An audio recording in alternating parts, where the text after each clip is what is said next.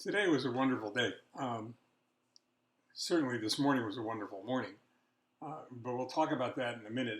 It is Thursday, August 15th, uh, 2019, Journal 140, T+135. Um, it was clinic day, and clinic days are always kind of a mixed bag of excitement and anxiety and highly charged emotion because you never know. My a dear friend, a good friend, and former coach of mine, uh, who is transitioned into becoming an important part of uh, my life because our weekly calls continue.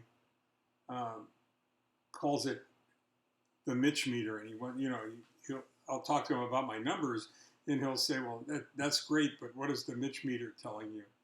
And the Mitch meter's been telling me that I'm getting better, slowly but surely. I'm improving, and the magic of what's happening in my body continues. Uh, and you realize when you go to a place like the City of Hope on a regular basis, and I've been going there for over 5 years, 5.5 years,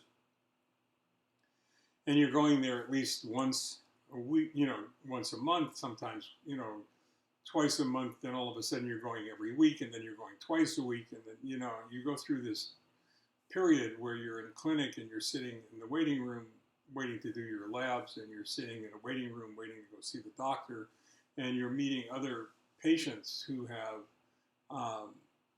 similar challenges to what you've been facing.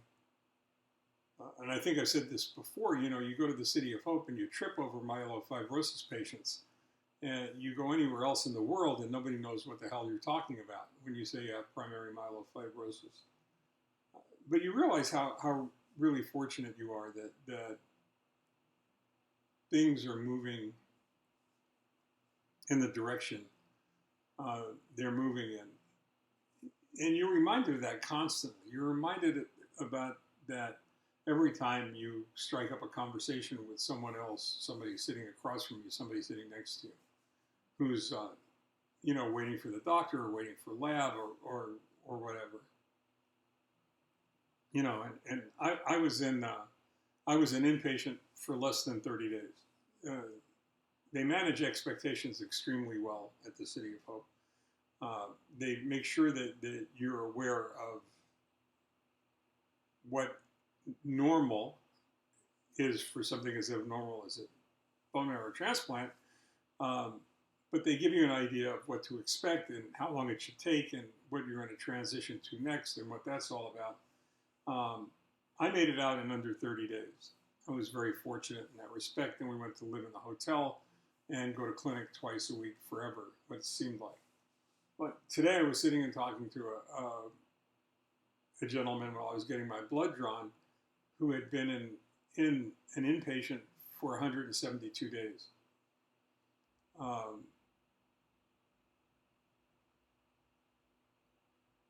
we visited we visited someone else who was being treated on the third floor because there were no beds on the sixth floor at that particular moment, and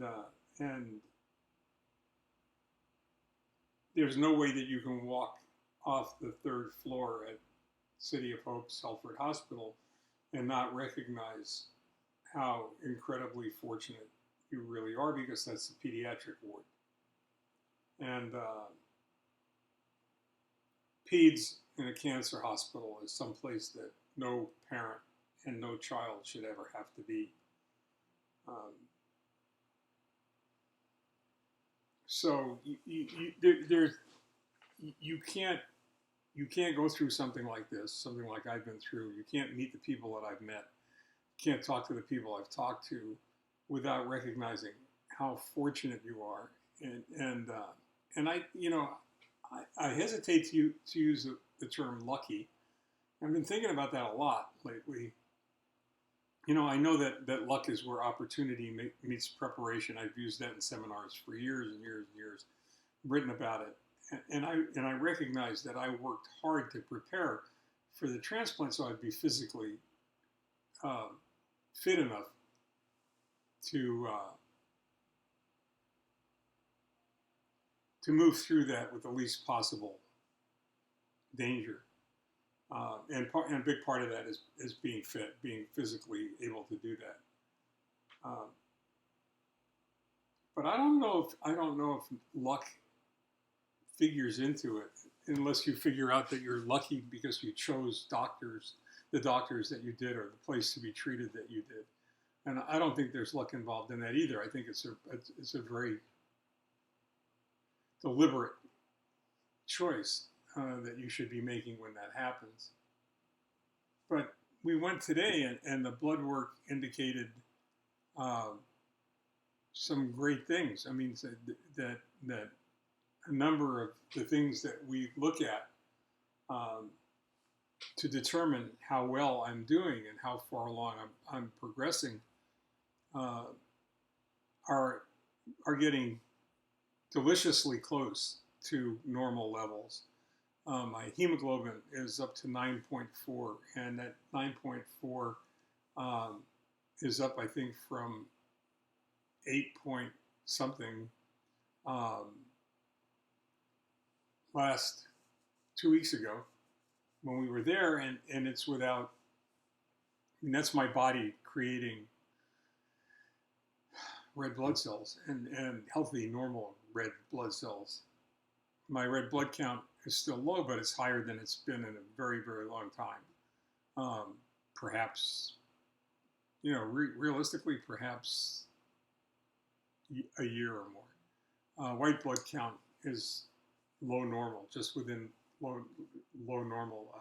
Platelet count is 13 off low normal, and all of these things are happening, and all of these things um, help fuel uh, your ability to transcend some of the things that are naturally concerning and naturally frustrating. Um, and those are the restrictions that I have to be aware of that most people don't think about. In October, I'll get my first set of immunizations.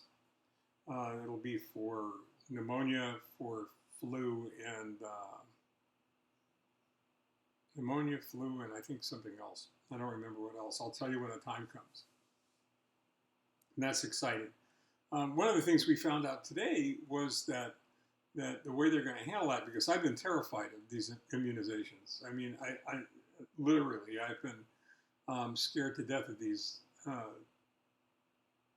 immunizations because with no immune system, even though it's not a live virus, and I won't be able to go ahead and have any kind of an immunization that is has anything to do with a live virus, until after a year, and well after I've had all my other immunizations. I was, still concerned that it would knock me on my butt. And one of the things I found out today that was kind of reassuring was that what they do is they give you 3 shots rather than 1, and the dosage is less for each one, so it's more easily tolerated. But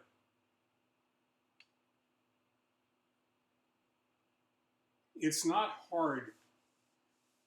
It's not hard to recognize the gift you've been given, and I know I've talked about that before, and I've talked about it often.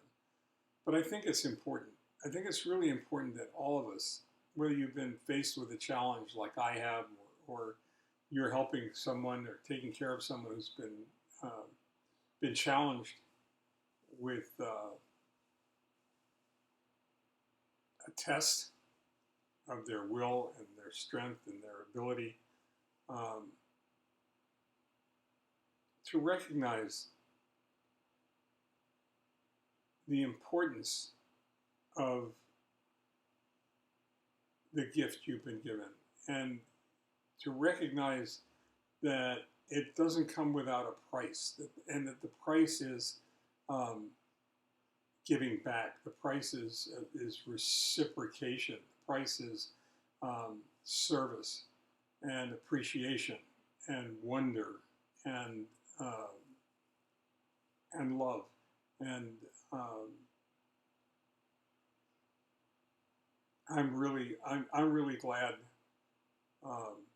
that I've had the opportunities that I have. I'm really glad that it worked out the way it has. I'm really glad that I've been disciplined enough so that I can deal with the restrictions, which are annoying and uncomfortable at times. I mean, wearing a mask on a hot day is not a lot of fun. Wearing long sleeve shirts in 100-degree weather is not a lot of fun. But compared to where I was and what I was facing before, hell, I'll wear an overcoat if I have to. I'll do whatever I need to do. And I think that's the important thing. So do whatever you have to do. Wake up in the morning and look around you. Look at all the blessings you've been given. Look at all the opportunities that you have. Recognize the fortune, the good fortune that you have, and the chance that you have to turn everything around to make it better if it isn't where you want it to be. And then go out and do it. While you're doing that, stay well, take care. We'll talk tomorrow. Bye-bye.